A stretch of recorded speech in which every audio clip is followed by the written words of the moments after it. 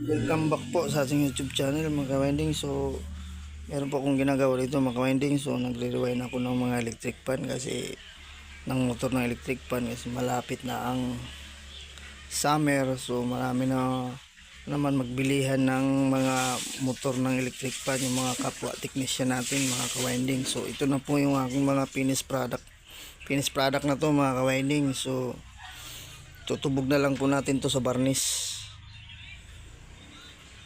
So ito mga ka-winding, ito lang po ang update ko sa inyo. So ito mga ka-winding, so iba-ibang size nito mga ka-winding.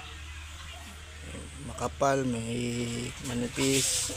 So depende sa size ng core ng electric fan mga ka-winding, iba-ibang size.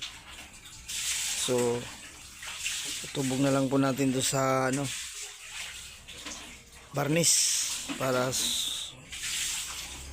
para maibenta na natin. So ito na yung mga finished product.